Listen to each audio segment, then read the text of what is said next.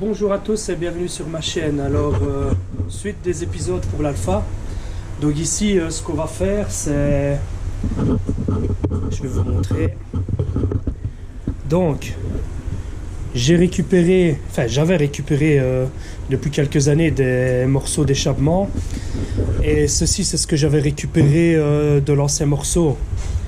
Quand on avait changé l'intermédiaire d'échappement.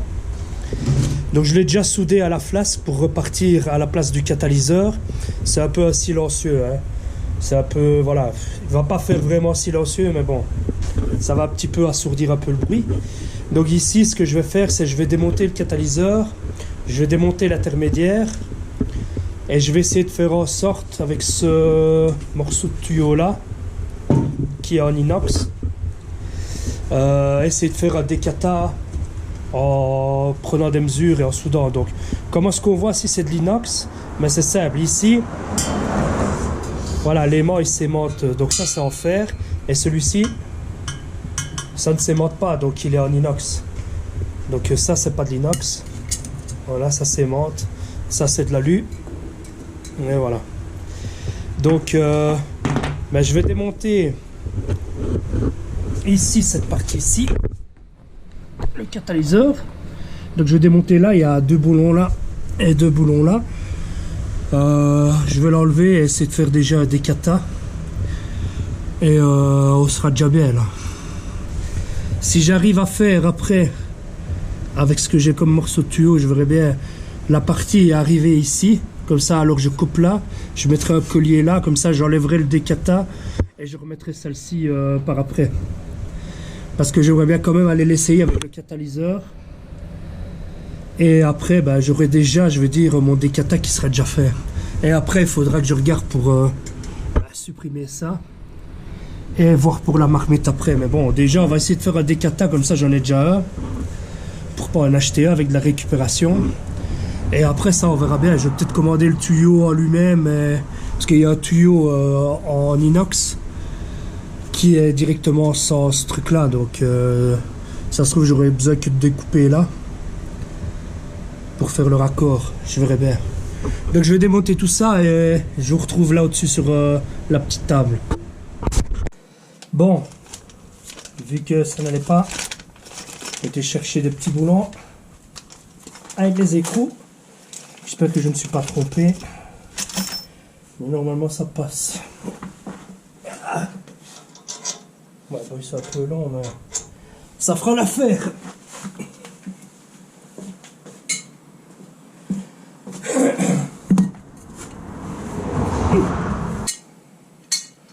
Voilà. Voilà.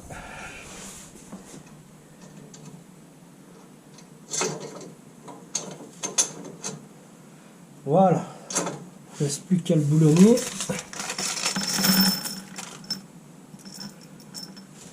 Juste pour qu'il tienne.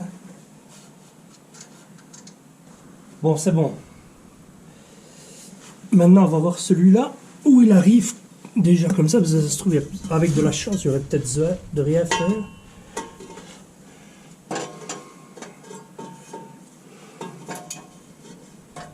Non, ça c'est pas bon.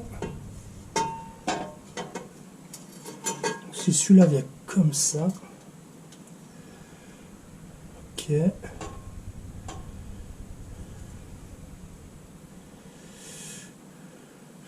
Faudrait que je retravaille un peu la courbe pour qu'il vienne par là, en le coupant ici et en le pliant plusieurs fois.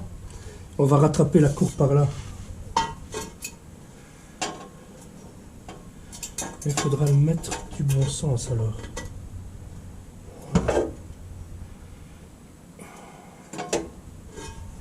Ouais, ça va.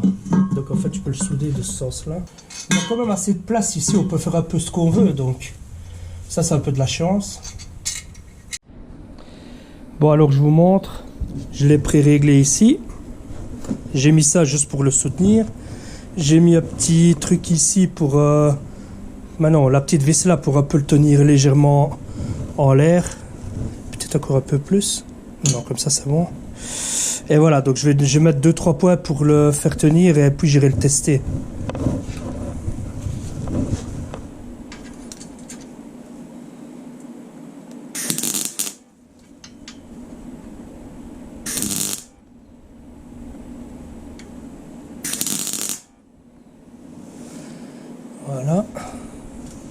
Je vais en mettre là. Peut-être de ce sens là.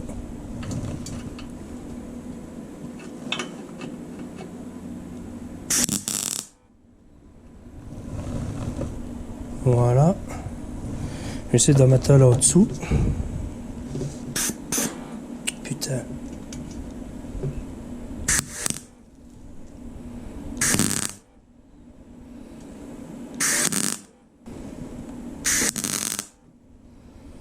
Voilà. Normalement, 3 poids, ça ne devrait plus bouger. Je peux enlever ça.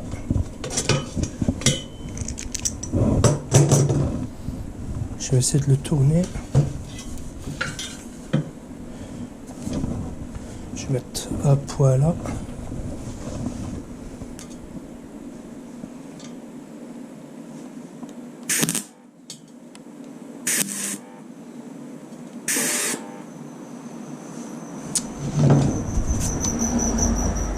Évidemment, je vois pas ce que je fais, j'ai pas mis mon masque.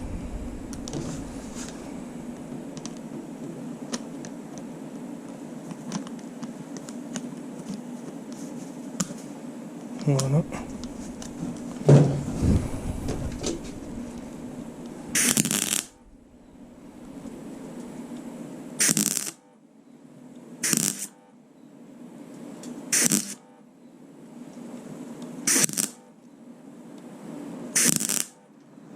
Voilà.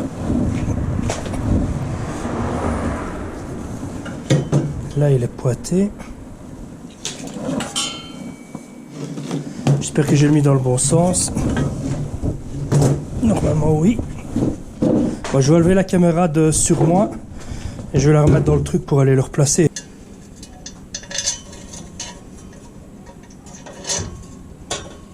Voilà, c'est bon. Deuxième.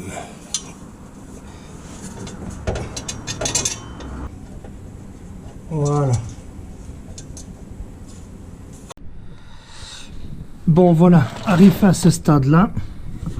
Donc là, il est boulonné. Là, il est pointé. Mais après, je viens toucher plus ou moins. C'est dur à faire parce que je suis couché par terre. Je viens toucher ici, en fait. Là, le... Comment ça s'appelle? Le pare-chaleur.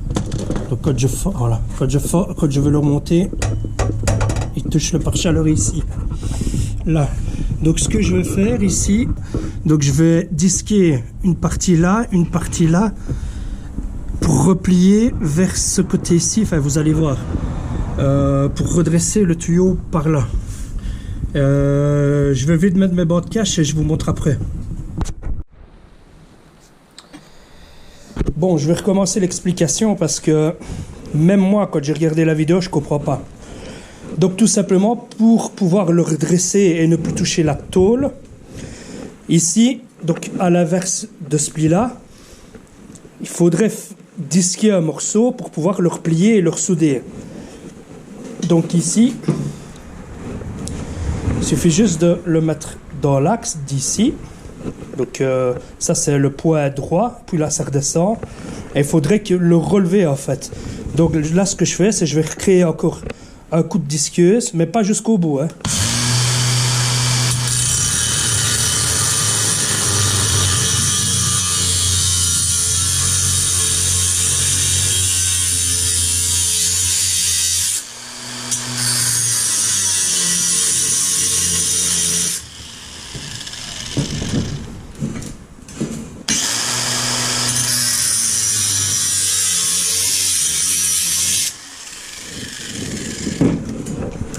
Voilà, et en fait, quand on va le replier, voilà, on vient, je vais essayer de rapprocher parce que j'ai la vidéo sur le torse. Voilà, on vient le remettre contre. Et ce qui va se passer, c'est que ce côté-ci va chaque fois un peu remonter à force de faire des trucs et on va l'orienter vers autre part. Donc voilà, ici, je vais remettre un point de soudure. J'arrive pas à trouver. Voilà. Je remets la masse. Je le pose sur mon genou, vu que j'ai trouvé cette tactique-là. Et je viens pousser ici. Voilà. Et quand il est contre, je mets un poids là. Je le fais sans masque. Donc je sais pas, je vois pas trop ce que je fais. Ah. Avec du gaz, c'est peut-être mieux. Yeah, ça a fait une corne. Bon, on recommence. Hop, je vais remettre un point parce que là, ça n'a pas bien soudé. Voilà, et là, il y a du gaz. Voilà. Voilà, et encore un petit point là. Voilà. Putain, trop fort. Putain. Bon, voilà. Je vais aller le replacer et je vous reprends en dessous de la voiture. Bon, voilà. Alors, comme on voit ici, on commence déjà. Donc, on ne touche plus cette partie ici. Et voilà, on voit où j'ai disqué. Donc, on s'est dirigé en disquant de l'autre côté. On s'est dirigé, ce tuyau-là, on l'a dirigé par là. Donc, vers ce tuyau-là. On y est presque. À mon avis, ouais, encore un tout petit peu. Peut-être recouper encore 3-4 pour redresser déjà commencer à le redresser de par là. Et à mon avis, j'en fais 4 ou 5 ici. Et encore 3 ou 4 là. Et à mon avis, on est bon. Bon, je vais le faire hors caméra et après, je vous montrerai le résultat. Mais je vais faire exactement la même chose qu'ici.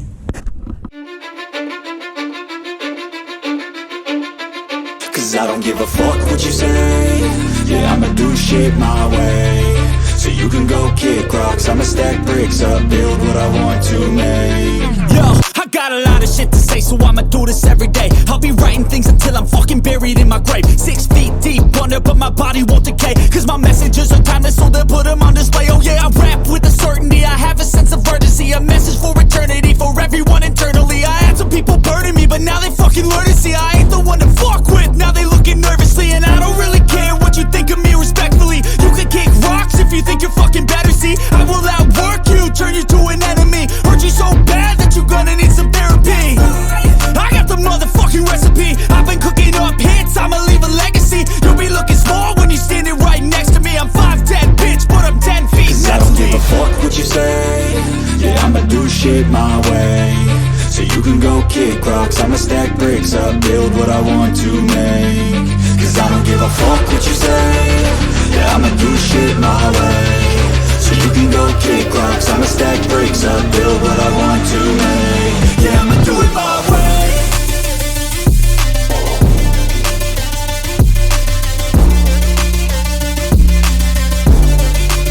Yeah, I'ma do it my way.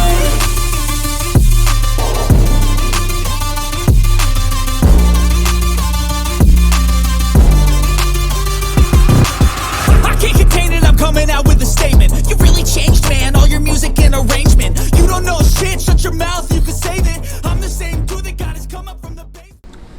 Bon, franchement, comme ça, couché à terre, c'est chaud à faire. Donc voilà, j'ai coupé, j'ai tout remonté. Là, c'est le test qui fera le moins de bruit. J'ai fait plusieurs tests comme ça, aléatoires, sans faire que ce soit en sorte montable sur la voiture, donc avec des tuyaux avec ça en moins, ça en moins, ça en moins. Et ici, je vais vous montrer le bruit que ça fait maintenant sans catalyseur, avec l'intermédiaire d'origine et la marmite d'origine.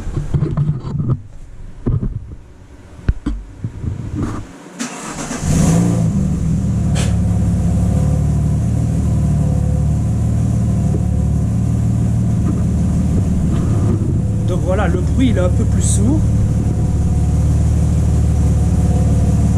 En fait, ça fait le bruit qu'elle a d'origine, mais avec un bruit en plus. Franchement, je pensais que ça allait faire un peu plus fort que ça, mais la marmite d'origine, je trouve qu'elle étoffe vraiment fort le bruit. Je vais donner 2-3 petits coups de gaz, et enfin, je vais la faire un peu chauffer.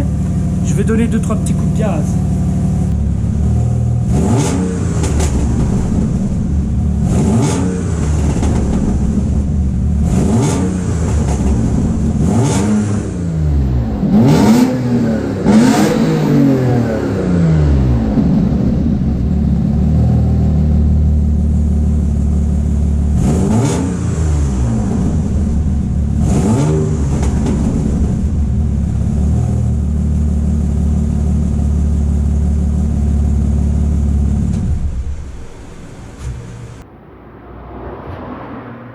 démarrage. C'est violent.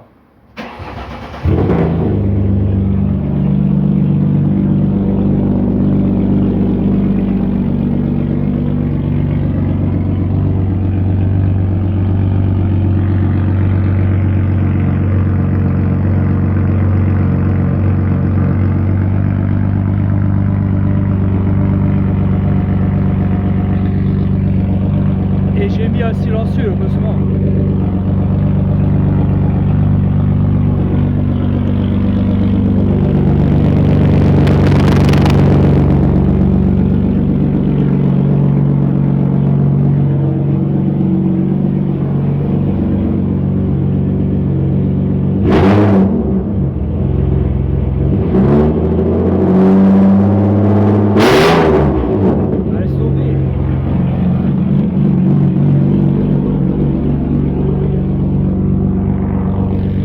Je sais pas combien il y a de dB, mais les avions me font pas mal aux oreilles.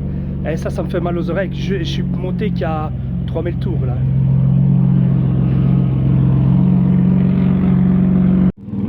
Deuxième test. Je vais lui mettre l'intermédiaire dedans.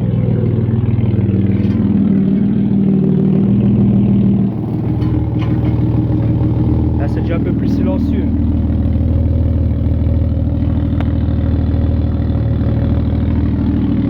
Un peu plus silencieux comme ça avec l'intermédiaire sans marmite avec un tube, ça donnerait plus ou moins ça.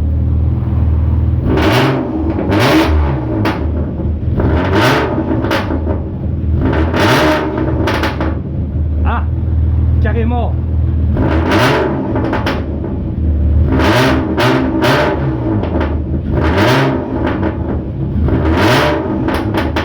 Ah, ça pète tout. Et je monte pas haut, hein. Je monte qu'à 3000, 3000 et demi.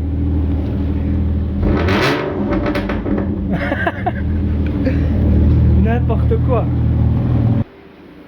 Bon, ici j'ai remonté la marmite avec l'intermédiaire et le décata. Je vais laisser comme ça en attendant.